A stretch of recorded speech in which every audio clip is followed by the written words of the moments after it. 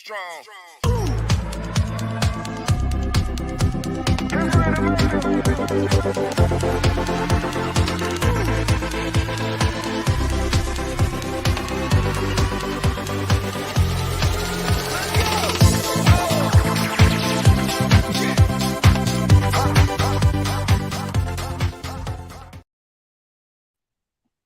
Hey guys, welcome back to Hope with Jonathan. And I've got my boy Jeff Brown all the way from Abu Dhabi. And Hope with Jonathan, this is like international week. Like my last interview was from Canada, and then today I've got Jeff Brown from Abu Dhabi. And then we have a very, very special guest all the way from Ireland. Paddy Cox. This is gonna be a great interview. What's going on, Jeff? Hey, what's up? What's up? I'm super hyped. I'm stoked. This is gonna be fantastic. So I met Paddy Cox in one of these kidney disease groups about roughly 6 months ago, Jonathan. And we got to talking about things, and then I requested for him to add me as a friend, and since then we've been chatting up every so often, occasionally in Facebook Messenger. Right. So the common ground is that I have a sister-in-law that lives in Dublin, and she's a pharmacist there. And of course, the other commonality, the common ground would be kidney disease. So this is gonna be fantastic. Right. It's going to be amazing. I really have looked forward to this one for sure. And Paddy is a kidney warrior who's in Ireland, and he's currently on dialysis, in need of a transplant. In need of a living donor. His information is ticking below. And also, one of the inspiring things that Paddy has done is he's developed a clothing line. If you look at the logo behind me, DiaLize Clothing, and he's on Facebook, Instagram, and Twitter. He has a website, www.dialyzeclothing.com. He has a very inspiring story. I want to bring him on and talk about his personal journey with battling kidney disease. And then not only that, I would like for him to talk about why he wanted to develop a clothing line for dialysis patients. And I really appreciate him doing this interview all the way from Ireland. I want to bring him on.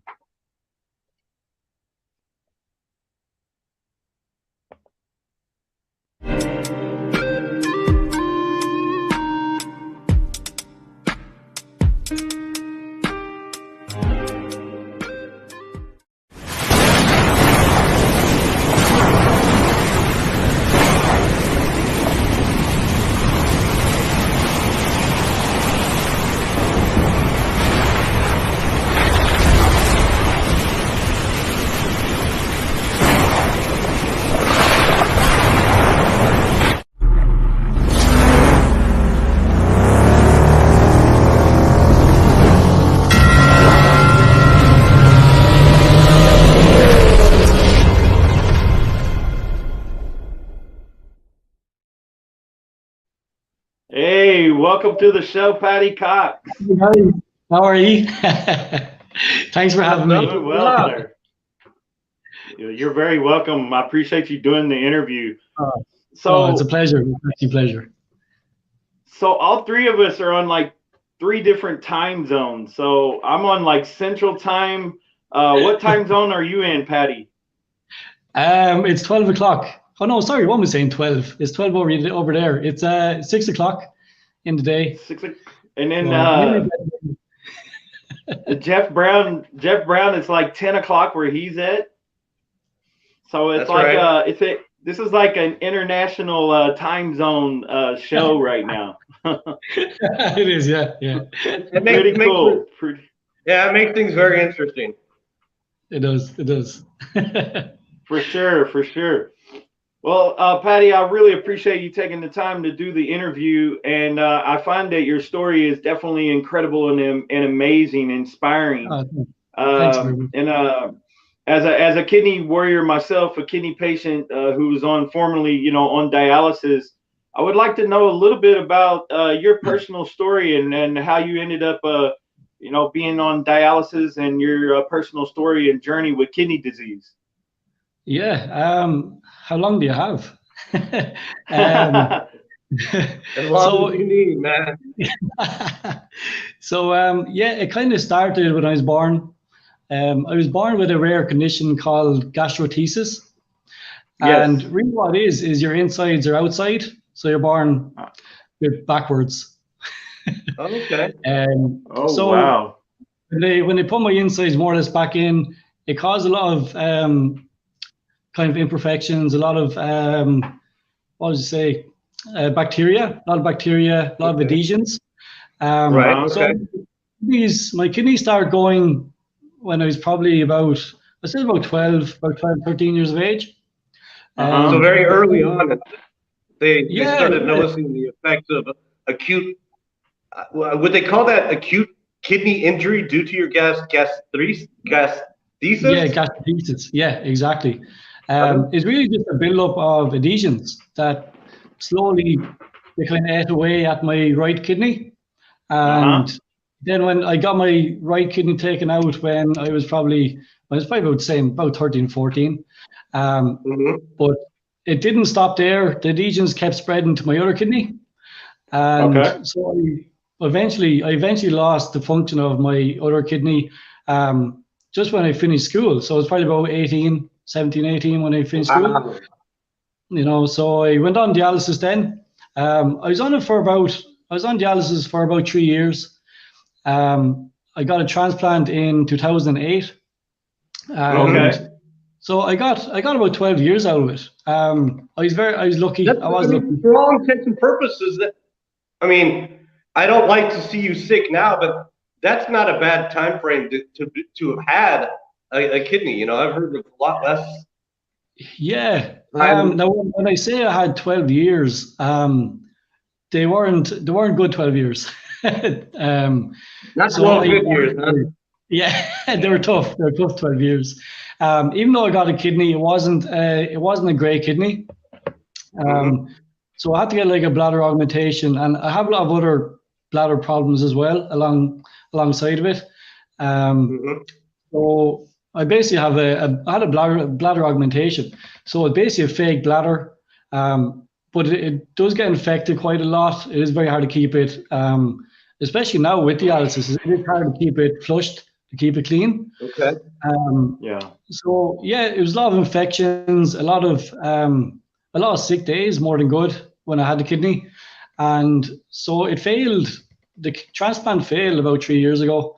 Actually, January coming will be my 3-year mark on dialysis again. So yeah, look, I'm very positive about everything. I don't curse at the sky and say, why me? Right. Very lucky. What a hard journey this has been from a very early age on. So you're a true kidney warrior, but more than a kidney warrior, just a warrior, man. Right. Oh my God. That's all you're doing. But wow. So it has been very tough. Like I won't lie, every dialysis patient, we go through so much. Right. I don't know in America what it's like, but in Ireland, there's not a lot said about dialysis in Ireland. It's kind of looked upon as you're sitting on a chair for 3 or 4 hours a day, reading the paper, looking okay, having a fine time. When the truth is, that's only the first 5 or 10 minutes.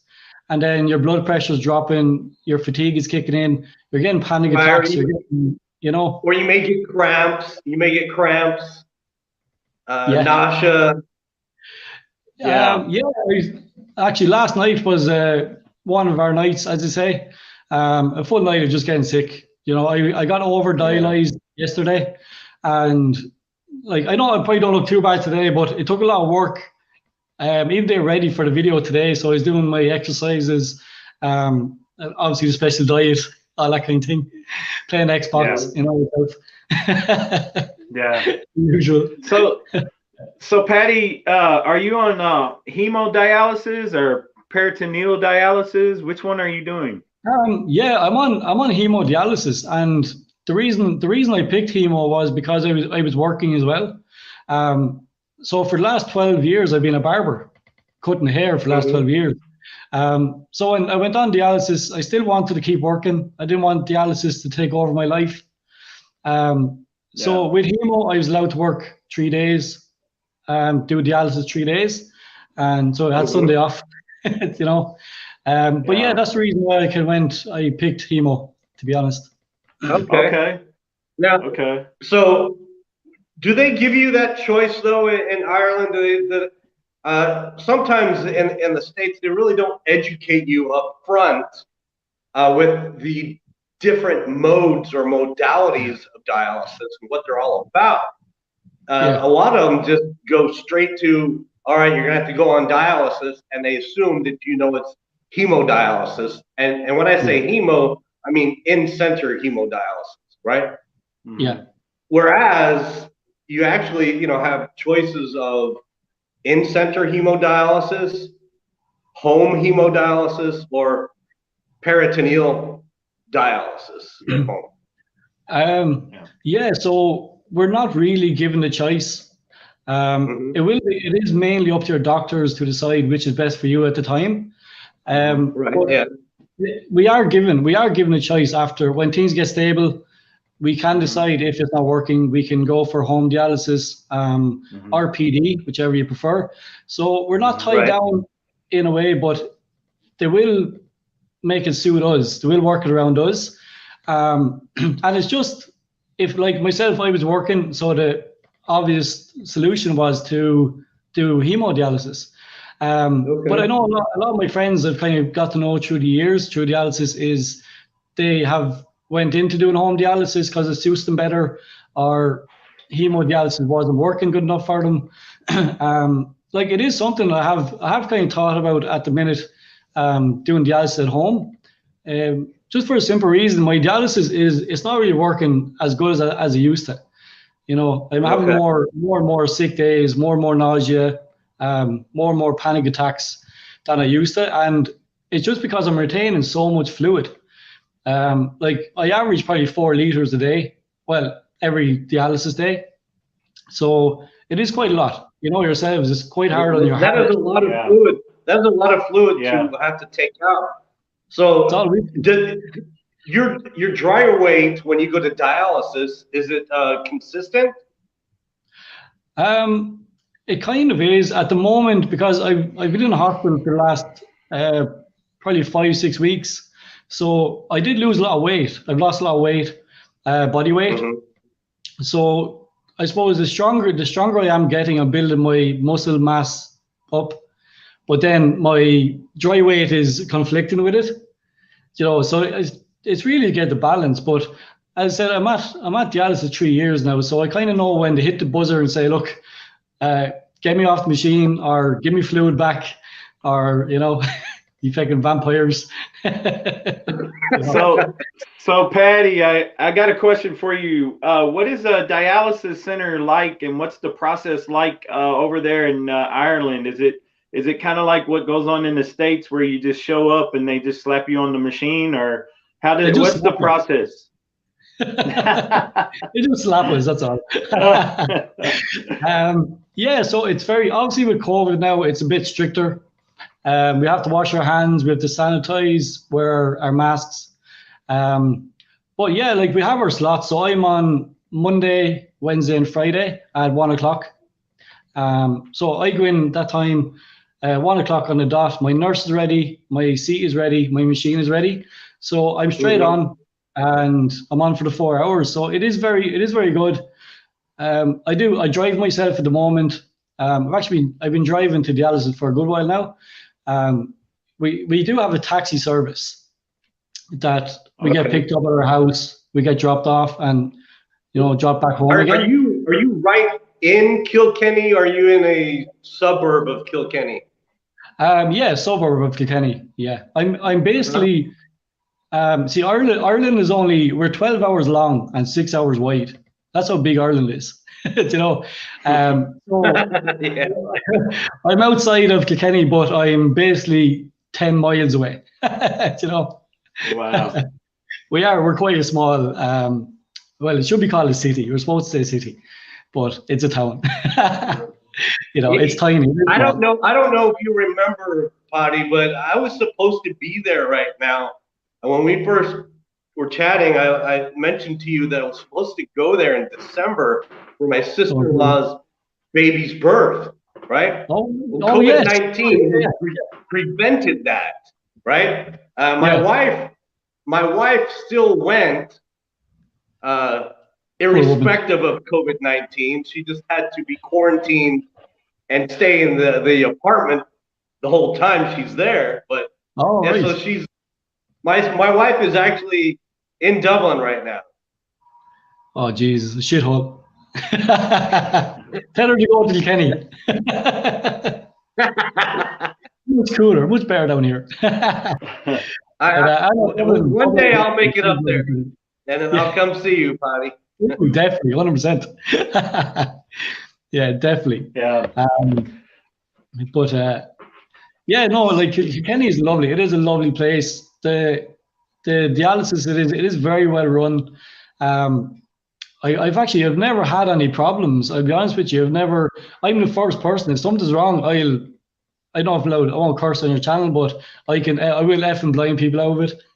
You know.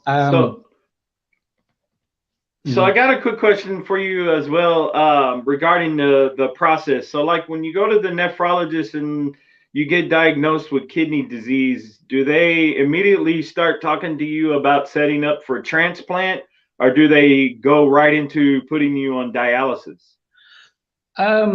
Well, they do. In Ireland, there's a thing called a transplant coordinator. So basically, when you're diagnosed with kidney failure and you have to start dialysis, obviously the first thing they're going to do is get you on the machine, get your bloods right, get everything back stable, and then after a few weeks, when your bloods are correct, it usually takes about 6 months to be put forward for the transplant coordinators, and then it takes about another year. It actually takes about a year to get on the transplant list in Ireland. So altogether, the average wait is probably about 2 years before you even get on the list. Wow. Okay. You know, it is quite long. It is very long. So, do you have a fistula, AV fistula on your left arm? Yeah. For your access point? Oh, where's the camera? There it is. Okay. There's my, it looks like a pair of boobs.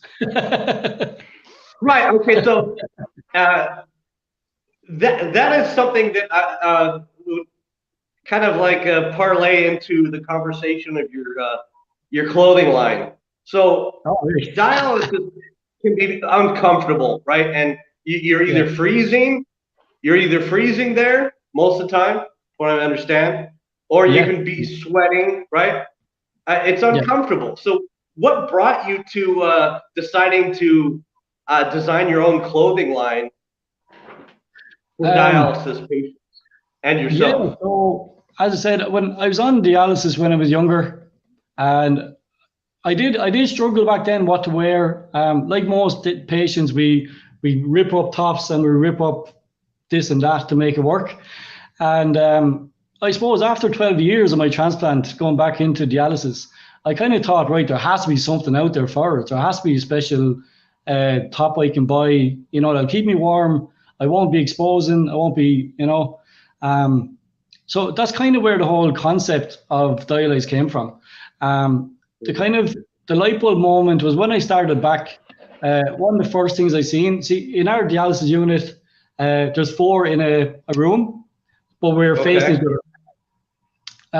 So there was actually a woman in front of me, and she was going on the machine. She had a perm cat, but she was very embarrassed because when she was going on, she was obviously exposing herself a bit, you know. Oh wow! Showing more than she wanted to. She was a proud woman, and you could see the pride just being drained out of her, you know. Right. Yeah. So I wouldn't say I got sad, angry, you know. And that's where I came home one day and just started drawing up ideas and seeing what would work. And, you know, it was a lot of trial and error. We made a few tops, didn't work. We had to go back to the drawing board. So, yeah, that's where the whole DiaLize did come from. It was more or less looking at other patients and seeing what we could make better for them. Mm-hmm. All right, so you're wearing one right now. Yeah, it's all I wear these days. Can you show some of the zipper? Yeah. So zipper locations. So in the chest here, we have 2 twin chests for your early stage dialysis for your perm cats. So they're actually interlocking zips, so they won't fall off, they won't break, anything like that. So actually just clip them, bring it down, and you just open it that way. So those 2 zipper locations are in case they have a catheter. Yeah, they're really for the perm cats, just for early stage dialysis. Before people get a fistula in their arm, and right, it does they have a catheter. Yeah, it takes a few months for your arm to build up, and so that's where we kind of incorporate these openings here. They're very easy, they're very comfortable. We've interlined them with fleece, so they won't be irritating patients and like that. So then obviously for chemotherapy, dialysis, we have the full arm zip there. So you can kind of see there, that's where I get my needles. So I love that. Pull your arm straight. That's awesome. It's seriously, not only very genius creative, idea, but it's ingenious, right? I mean, to make these access points so accessible, right, and then comfortable.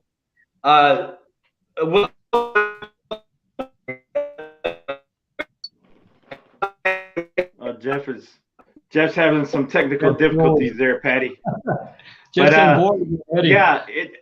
I think what he was trying to say is your idea is just inspiring and genius, man. Because and as a former patient myself, dialysis, I remember seeing people come in and they would actually rip the sleeve or cut the sleeves and tear up their clothing just to have clothing to wear to dialysis. Yeah, it's not right. I mean, I think in this day and age, I mean, we landed on the moon. The least we can do is have clothing for the likes of dialysis, and there's so many treatments out there, and it is the patients are probably the most important people to look after. A majority of these people, they've worked their whole lives, they've been independent, they've been proud, and when you do get struck down with illness, be it dialysis or chemotherapy, the likes of pride, it does go out the window. Yeah. It does go out the window in some ways. You're relying on machine, you're relying on nurses, doctors. So, I think with our tops, what we're trying to say is, we're a company, we're here for you. We're more than just a clothing company. We do help patients along our way. We do a lot of donations to charities. We do donate tops to patients. I'm probably the worst businessman in the world because any profit I make, I just donate. We're always giving out free tops and, kind of patients we do hear about. We do try to help them out as much as we can. So. Well, that's amazing. That's awesome. And I think that goes to probably because of your personal journey and what the patients are going through, not only emotionally, physically, but financially as well. So a lot of patients are usually not, very wealthy. And so that's a great thing that you're doing. I commend you for that. Thanks, Let's get Jeff back on. No problem. But I definitely think what your ideal is amazing. I think it's awesome. Guys, you can find information on this. He has a Facebook page, Instagram and Twitter, DiaLize Clothing. He also has a website, dialyzeclothing.com. So go check it out. Go check it out, guys, because if you are a kidney warrior, a kidney patient, or somebody personally who is one, this is the clothing that you need to get. Yep. There was a friend of yours, Paddy, that was checking in, Slovan Malone.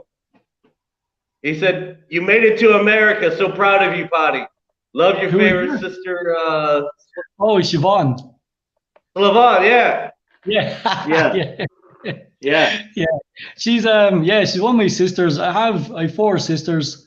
They all went to get tested for a kidney for me, but there was actually only one of my sisters was a match. As it turned out, she done all the work, all the process of donating, and it actually turned out she'd only one kidney herself. So there you go. Oh my God. Yeah. Yeah, it's just like 1 million chance this would happen to someone, and it happened to be my sister. So she was born with one kidney. Yeah, more or less, yeah. So Yeah. I've heard of that before, but you're right, it's not very common. No, do you reckon it's 1 in a million that it actually happens to?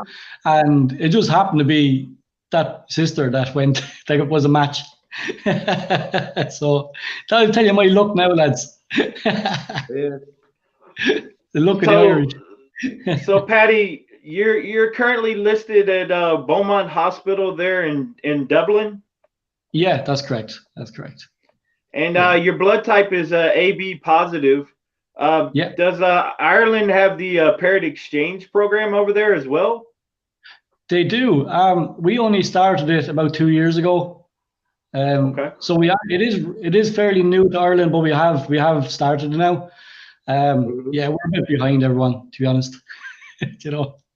But yeah, AB blood type is the blood type to have if you're in need of a living kidney donor, though.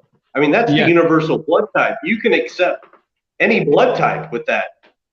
Yeah. I'm very lucky that way. The only thing going against me at the moment is since I had a transplant, I generated 100% antibodies. So you have a high PRA rate. Yes, yeah. Oh wow. So it makes it a bit more difficult, but it's still I can still donate. I can still get transplanted. Right. It just has to be 100% match. It has to be perfect. So, okay. Yeah. So interestingly enough, I mean that makes it severely more difficult. You're right. My wife had a PRA rate of 98 out of 100. Right. And so I'm a sports fan. You know, the way I always looked at that, I was like, okay, doctor, what does that mean exactly? You know, so he's like, well, you're a sports fan, right, Jeff? So what it means is your wife is up against a 98 rated defense. Yeah. Out of 100. Yeah. And she would have a 2% match ability rate to match with the general public. Now, so one of the ladies that we advocate for, Paddy, she due to blood transfusions and pregnancies, surgeries, she has 100 PRA rate. Yeah. It's I know, I said I got 7 surgeries in the last 2 months. Which one of them I actually had to get a blood transfusion. And it didn't really work as good as I'd hoped. And they went to give me another transfusion, which actually I said no. Just for a simple reason, I'd rather take my chance and not get a blood transfusion and have some hope of a life after it. You know, but luckily for me, it didn't affect my antibodies, anything like that. Now I'm still at the 100%, but they seem to be very low, kind of a medium 100%. So I'm still very compatible for organ donation, which I'm very, very lucky, to be honest. You know. Now in the U.S., when you are shouldn't say 100, but when you're a high PRA rate, much like yourself, okay, they put those kidney patients, on top of the transplant list, right? Do they do something like that in Ireland? No, it's really in Ireland. No, it's really first come, first serve, to be honest. It goes by obviously age and who's probably the most compatible. But the longer you're on dialysis, you do keep going up to the top of the list. You know, you don't start anywhere really, but your bloods obviously do have a big impact of where you do be on it. So like I said, I'm AB positive, so I'm a good match. So I will be high enough in the list, which if I had a bad blood type, obviously they will put you a bit lower. You know, that's kind of the way it works here. But yeah, it's really first come, first serve. Like we had a girl in my unit, she got a kidney 2 weeks ago. And she's only been on dialysis probably 7 months. So because she was such a good match, she got it straight away. So yeah, it is a bit different the way they work it, to be honest. Yeah. You know. Yeah. So guys, if you're interested in you know, come across this video and you feel compelled to come forth, and you're in the country of Ireland and you want to be Paddy's donor, the information is on the ticker below on the banner. Paddy is listed at Beaumont Hospital there in Dublin, Ireland, and you can call his transplant center there at 1-800-253-5592 and mention the name, you know, Paddy Cox. He's blood type AB positive, and he's in need of a kidney. And so if you two come forth for Paddy, amazing individual, inspiring story. Clothing line for a dialysis patient, which I think is just amazing and awesome. To talk to you just a little bit, you're coming out with a book as well. Yeah, I know. Like, I've never read a book in my life, but I'm writing a book. Yeah, so the book, it's really it's a mindset of a patient. That's really what the book is. It's my whole life story, but it's not a book to say, oh, feel sorry for me, all this kind of crack. It is just a book that patients can relate to, and they could, you know, from the first day they start dialysis to the day they get the call for a transplant. I do wanted to kind of just help people. That's all the book is for. It's just to help people along their way. I said, I'm not writing a book to make money out of it. I'm not doing it to, as I said, make people feel sorry for me, anything like that. You know, it is just a book that I do want patients just to relate to, and have some, when they're having a bad day, just read the book and say, oh God, he had a fucking bad day as well. So, you know, it's normal. Everything is normal. So yeah, it's a book all about me. I mean, who's going to buy it really? My family. I would definitely read that book. You've been on quite the journey. Yeah, it's been tough. Yeah. It has been tough, you know. But it's made me. I've never resented dialysis or kidney failure, or any operations I've had, because they've made me who I am today. And I kind of find when I started DiaLize, I've never done a video like this, even what I'm doing today. Like I suffered a lot when I was younger with my speech. So I done a lot of like speech classes, that kind of thing. So if you'd asked me a year ago to do a video, I would have said no. But like every day, really? I'm constantly doing videos to help patients, you know, just what they're going through, and trying to give my story out there and spread awareness about kidney disease. Especially, and, there's no one actually here in Ireland like myself that's doing things like this, that's talking openly about it. Like there's no bullshit with what I talk about. I am very open about everything I say, all my experiences. I will be very open. So yeah, as I said, it is just to get the awareness out there. That's my that's my journey. And thank you for doing that. You know, I mean, so you're not only you know, an advocate for yourself, but it sounds like you're advocating for other people and helping, you know, other kidney warriors. I mean, that's what DiaLize Clothing is about anyway, you know? Yeah, 100%. Yeah, what I found with dialysis, a lot of patients, they don't speak up for themselves. And there's nowhere for them to turn. I know you have leaflets, you have all this kind of thing, but I think what I like with what I'm doing at the minute is that one-to-one that I have with patients. You know, there's no leaflet for what I'm saying. There's no book out there for what I'm trying to put across. And so I think with DiaLize, I do want to build my following as quick as I can. And it's just that I find that the bigger we can grow, the more people we can help at the same time. You know, as you know yourself, from being on dialysis, by even talking to another patient, it can help you. It can boost your confidence. You're right.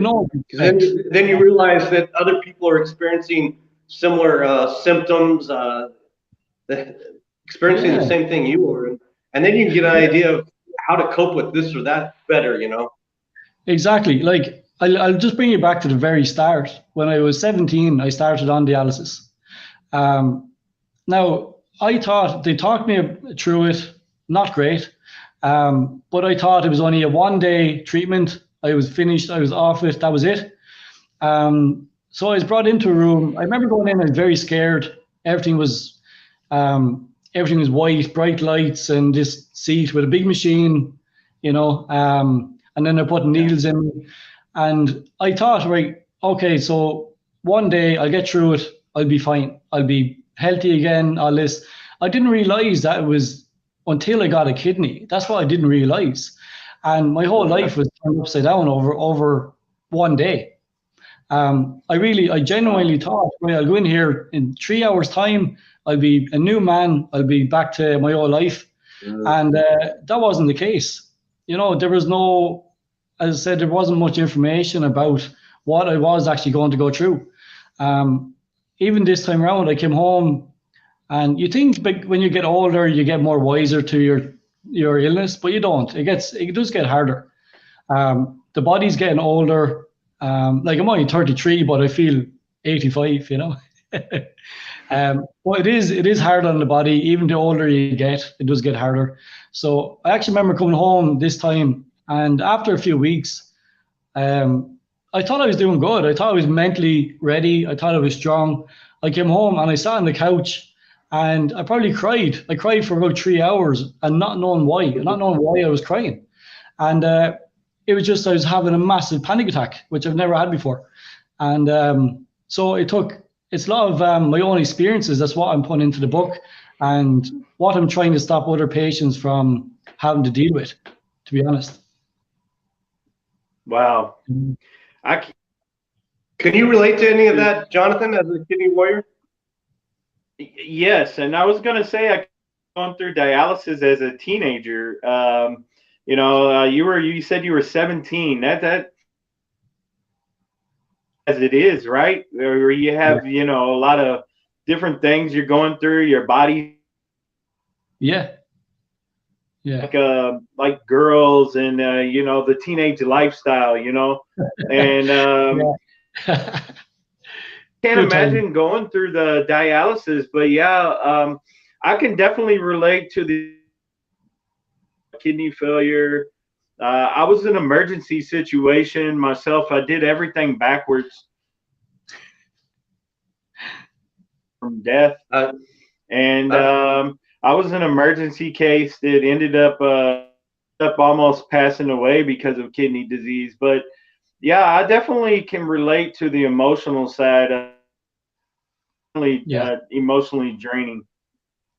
It is. I think that's an aspect that isn't spoken of, discussed often enough. The emotional, mental side, right? And then the other thing I'd like to touch on real quick is they talk about starting someone on dialysis, you know, but they never really educate kidney warriors enough on the diet, the healthy foods that you need to eat, and the foods that you need to steer clear of and stay away from, you know? Yeah, 100%. The one thing I would love to happen is don't tell us what we can't eat, just tell us what the hell we can eat. You know, like the list that we can't eat is this long, you know what I mean? Right. Yeah, so just tell us what we can eat. That's all we want to know. You know, it'll make your life a lot easier. You know, Jonathan had a special, a different technique that he used to stay on that water limit of, what is it, 32 ounces per day? That's where I was at. I only could consume 32 ounces. Wow. What I would do was I would fill a bottle, and I measured it to 32, and I knew that was, in that day, and then I also bought these waters that were like 8 ounces, and so these little bottle waters I would drink one for like breakfast and one at lunch and then one at dinner, and then I would radically throughout the day. And did I ever go over? I did, especially on the weekend. I would come in sometimes at like 4 kilo, which I already know about that. Yeah. Or 4 liters. And they would want to, they definitely would want to give me like and give me almost like a spanking. A kick in the arse. So when that happens, and you come in over your dry weight, and they have to pull out more fluid than normal, does that mess with your blood pressure? Oh, it does, yeah. Yeah, 100%. Like, for fluid for myself is it is the biggest thing we fight against. Like, I go in every day, I'm 4 liters over. If I go over my fluid intake, I do get sick. I get, diarrhea, everything like that. It has to come out of you some way. And you just end up, like, when you do go over my like even yesterday, I was very sick yesterday, and it was just because I was well over my 4 liters from the weekend. So yeah, the fluid intake is definitely the hardest thing to cope with. I mean, I'd love to down a pint of water, but I know I'd be sick after it, Right. Yeah. Jeez. And it's just water, It's not cola that has phosphorus in it, or one thing I've actually found, I do keep a can of Coke on standby. It's actually my little secret medicine. I'll be honest with you. What I find when I do get quite a lot of fluid off, my blood pressure tends to drop a lot. When I get home, and the next day, my blood pressure is always kind of up and down. So it does fluctuate quite a lot. I find a can of Coke, just to have a few sips, will actually get your sugars back up. And I know the doctors would say, stay away from Coke, stay away from fizzy drinks, but I would say have a can of Coke on standby for when that does happen, because it will get your levels back up again, but they won't tell you that. I think for me, after transplant, I had to change my mindset again, fluids, because as you know, I got a kidney transplant in August this year, and I had to change my mindset to more and more, because for over a year I was I couldn't drink, right? And so I've kind of had a difficult time getting my say, let's drink a lot of fluids now because you have a kidney. Yeah. I found that this transition has been a little bit different, from going from, I can drink a lot of fluids if I want to, but I drink a lot of water. Good. Water's good for you. Yeah. Yeah. And the thing that you've probably learned, though, is, okay, so you have a new kidney, which is a great thing, Jonathan, but now you need to still eat healthy, so that kidney will last, a long time, So you still need to eat kidney-friendly foods. Your diet, of course, won't be as restrictive as it was pre-transplant. Yeah. I followed the Renal diet here in the States, as strict as I could. When they told me I couldn't have cheese at first, I was like, oh, man, take me out back and I mean, it's basically all dairy products, Yeah. But and then you have to keep the sodium at a balanced level. Your calcium, your protein has to be at a low level, right? Yep. So I ate phosphorus has to be low. Like I ate a ton of like eggs. They told me eggs because of, so they were like eat eggs and white rice. Right. Well, meat. My wife's dietitian told her you can eat eggs, but the whites in the eggs are better for you than the yolks. Yeah, than the yolk. Yeah. All of these things are because of the phosphorus levels. They want you to watch potassium. So, you know, they don't want you to eat like tomatoes and, you know, too, because I love tomatoes. Love cheese. I loved all the bad stuff that tastes good. Like my doctor told me if it tastes good, spit it out because it's bad for you.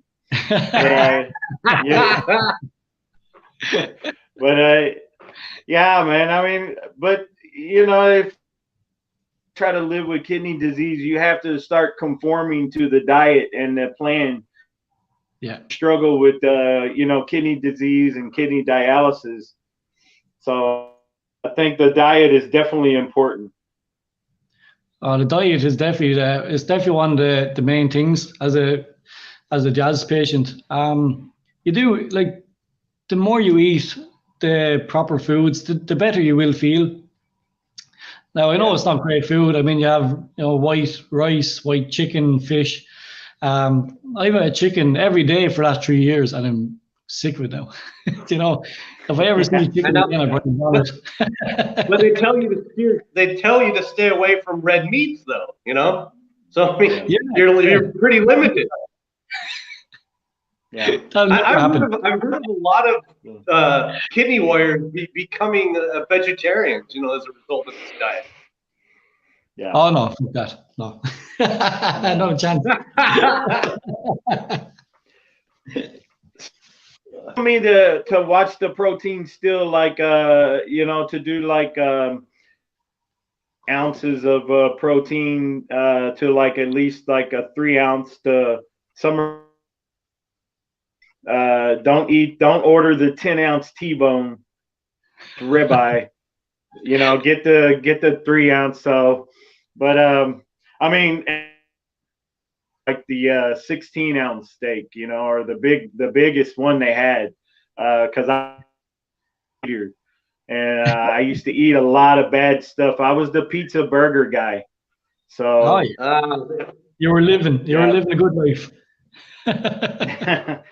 I thought I was. Yeah. But true. I definitely think the dialysis and your medications, they all play hand in hand. Yeah. Together. And when they tell you about the diet, they're not doing it to be mean to you. Your kidneys can no longer process the potassiums and the phosphorus, expel the toxins. You can't get rid of the toxins out of your body. So you have to. Yeah. So, and how's the weather over there right now? Is it really, really cold? Yeah, it is. It's nearly 1 degrees. Well, yeah, nearly 0 degrees. Wow. You know, that's the usual in Ireland. It's normally 0 degrees anyway, so we get used to it. We probably get 1 or 2 days in the year that is good. That's about it. You know, but that's why we're so green over here. Everything just doesn't have a time to burn or die out anyway. So, but it is very cold. Our winters do get very cold, to be honest. So you might see me sooner than you thought. Go after the heat over there. Yeah. I mean, when you get healthy enough, come over here to Abu Dhabi, man. Abu Dhabi. Oh God, that's a long flight. That's only I think it's only like a 4 to 5 hour flight, man. 4 or 5 hour flight. God. Yeah, direct flight. Yeah. Jesus, that's a lot. I'm terrified of flying. I won't lie to you. I'm terrified of flying. Yeah.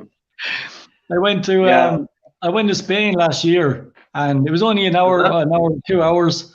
Killed me, absolutely killed me. Yeah. But That's a good Well, that's a good vacation. That's a good holiday spot, though, man. well, you've it had is. some. But Go it's ahead. funny. I found dialysis very, very awkward over there. Dialysis was very tough in Spain. Now, number one, you had the language barrier. I couldn't understand a freaking word they said to me. There was a few times I wanted to come off the machine, so I had to like get my phone quickly. I had to go into Google Translate, and then try and speak the sentence of how do I get off the fucking machine. So yeah, that was tough. I wouldn't be in a rush. That had to be really tricky, man. Yeah, Because I not want to only that, go on a holiday with dialysis, you know. I mean, before you even went on holiday there, I mean, you have to have certain things in order before you go there. I mean, I know that firsthand with my wife, because when we would go on holiday, our vacation to, say we went to Florida 3 summers ago, right? Yeah. We had to fax the dialysis center my wife's paperwork, her lab results for the past 2 months, all this paperwork, approval from her doctor's letter, right? Yeah. But not only to that, it had to be to every major city that we went to. We went to Orlando, Miami. So every dialysis center had to have that in advance. So I mean, you have to plan. That's where holiday becomes tricky. You know, you have to plan around stuff like that. It takes the fun. It takes the fun out of a holiday. Yeah. If you go for a holiday, say a week, we'll just say a week. It's only 4 days at most, because you've 3 days of trying to worry about how do I get there, worrying about the language barrier, worrying about is everything ready for you. So yeah, I don't think I'll do it again. I don't think I'll go on a holiday again on dialysis. Right, and that's not even including the recovery time after dialysis. You know, that's what people don't really take into account. Yeah, which what I found when I was in Spain, what I couldn't get used to was after dialysis, you feel fatigued, you're drained, you just want to lie down. But then it's 30 degrees heat and you're melting, you know? So you can't lie down. It's wet, humid heat though, right? Wet, humid heat. Yeah. Basically like Ireland, yeah. Humid. So Paddy, you've had a lot of different people comment, and it seems like you got a really good support there in Ireland, and many friends that are commenting, but talk about the importance of a strong support while you're going through a kidney failure and dialysis. Yeah, it is probably the one thing that kind of kept me grounded, kept me centered. I'm very lucky. I have a very close family. My family, we are a very strong family. So I said I have 4 sisters, Siobhan, Blaheen, Roisin, and Nidel, and like that, they've always been with me every step of the way. They've always been supportive, and I suppose I'm their baby brother. I'm the youngest in the family, so I'm probably mollycoddled a bit too much. Like my mom and dad, I suppose they've been through it all from the very beginning since I was born. So at the moment, I'm kind of going the other way. If I'm going for surgery, if I'm going for this, I like to go on my own. I don't like anybody come with me, because you kind of get the feeling that you've been a burden on them. You know, just you want them to see that, look, I am doing okay. I'll do my best to look after myself, and it's just to stop them worrying, you know. Like any son or daughter, you don't want your family to worry, especially your parents. So yeah, that is. I'm very lucky. I have very, very good support beside me, and like that's what I want with DiaLize. If you don't have a family, I kind of want DiaLize to maybe become your family, because we do think about patients more than anything, you know. But yeah, I'm very lucky with the family I have. We've always been close. We're huggers. We are huggers. You know, we hug the whole time. I said I've had a tough road. This year has been very tough. Like I've had you've been in and out of the hospital multiple times this last year. Yeah, the whole year has just been one surgery after another. I had sepsis twice. I had kidney stones. Obviously kidney infections, that kind of thing. But when the problem is, I find when I get sick, I get very sick. I don't have one day I'm okay, next day I'm better. Yeah. When I get sick, I do get very sick, and that's my biggest problem at the minute. Obviously, without a kidney, I'm not making urine, so my bladder is trying to close in on itself because I have a more or less a man-made bladder, a fake bladder, for the word. So yeah, it is very hard to keep that clean, and I'm just constantly getting infections in it, and yeah, so it is very tough. But look, I do count myself as a very lucky person. I'm I'm relatively young. I can walk. I can use my hands, all that kind of thing. What I do like as a patient, it does open your eyes to so many other people going through a lot worse things than you are. So yeah, I do. I feel blessed. I am very blessed. I know I'm blessed. I might not have a kidney, but what the hell. So Paddy, are you currently married, or do you have a family, or are you have someone special in your life right now? Yeah. So I have my fiance. We're together about 7 years. She's from Limerick. It's only about an hour away from Kilkenny. So yeah, we're engaged. We're supposed to get married. Oh God, what? 3 years ago now, but I ended up on dialysis, so we had to kind of postpone everything. I won't say cancel, but we had to postpone it. So yeah, she's been very great. She's been great. Like behind the scenes, she's kind of keeping me grounded as well. So behind every good man is a great woman. That's true. A very true statement, man. Cheese. Yeah. I don't. Even so, Jonathan himself, so his wife Melissa has been a stellar support for him during the time he's battled through kidney disease. And can you imagine for a moment what you would do if you were alone going through this? Say without your fiance or without your family support. So it's so important to have a close-knit, a tight family support group, supporting you through this. Like I said, I'll always be very honest with any question I answer. Be it people like it or not, I will be very honest. But I think if I didn't have the support that I do have, I don't think I'd be alive today. As I said, I think my depression would have taken over. I think I would have given up. As Jonathan knows, there's nights you think, why am I doing this? Is it worth it? Is my life worth all this?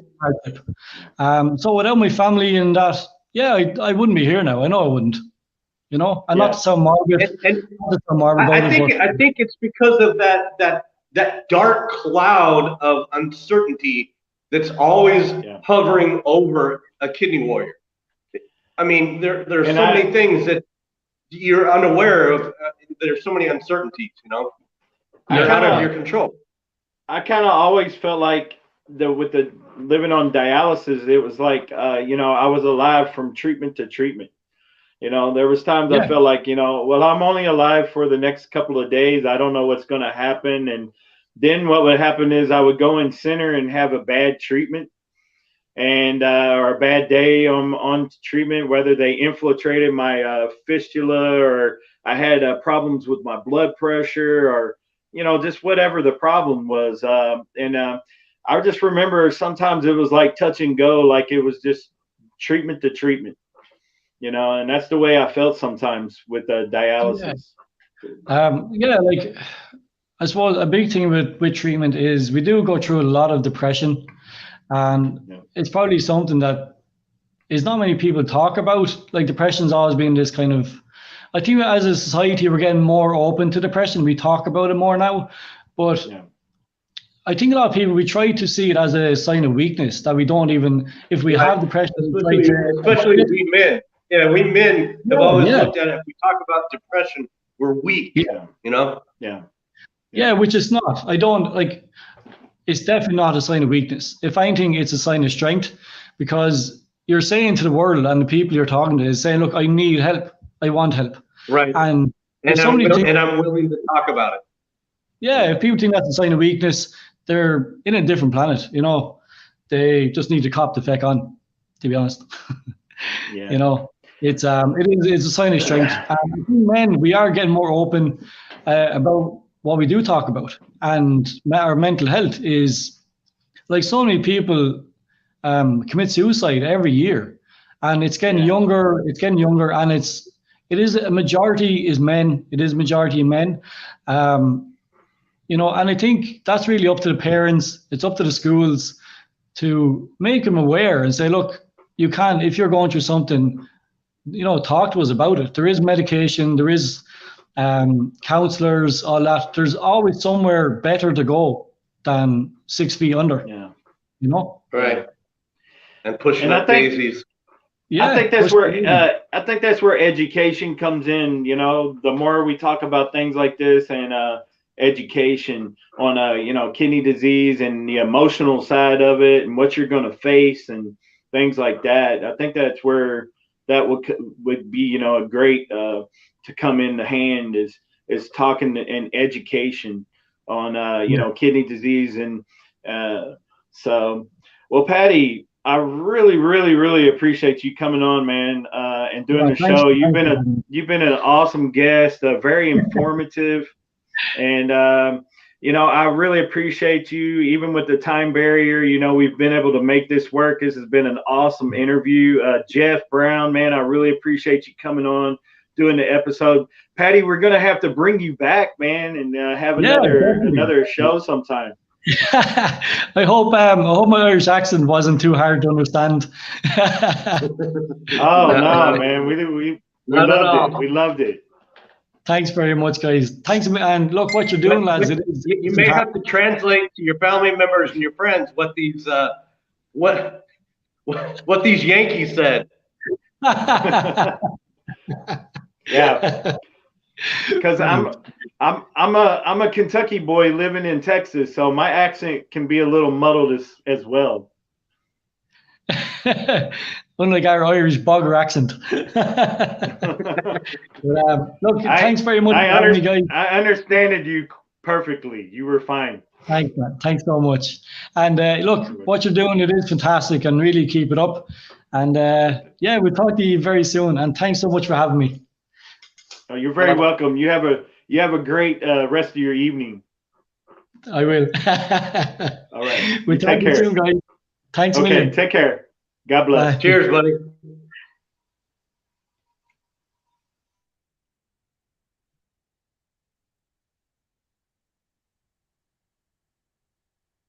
So, Jeff, man, this was an inspiring interview. It was awesome. It was great. It was informative. And definitely was a great interview. I really, really appreciate Paddy coming on and doing the show. And man, it was just awesome. It was just awesome.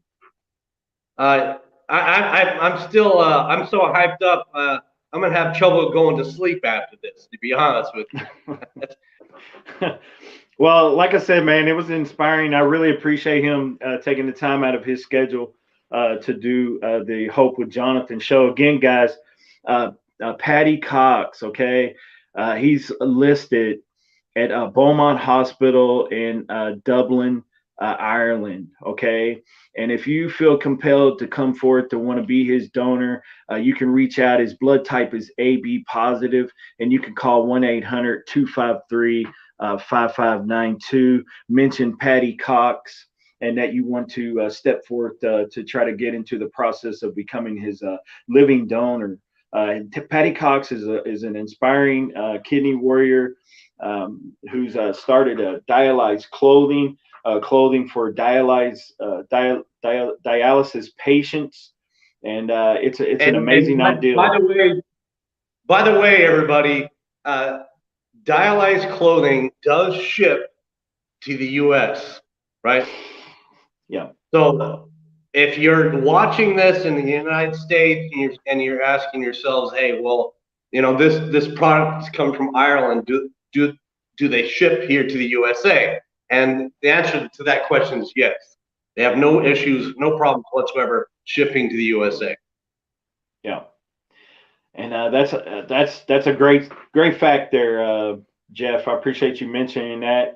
And also, guys, he has a website. He's on Facebook, Instagram, Twitter. You can look him up at DiaLize Clothing.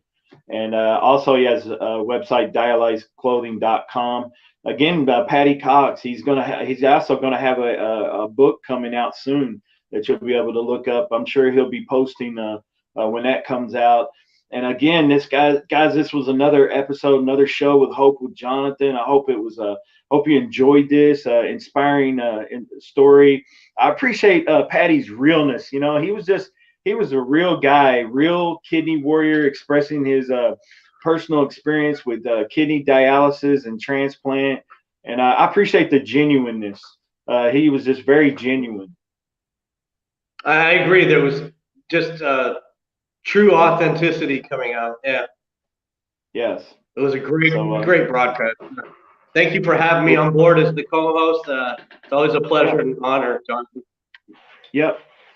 Well, guys, we're going to go ahead and hop off here, and you guys stay blessed. Get your kidneys checked out, and stay safe out there. Stay COVID safe, and we'll catch you on the next episode. Be looking out for some of our new interviews coming soon.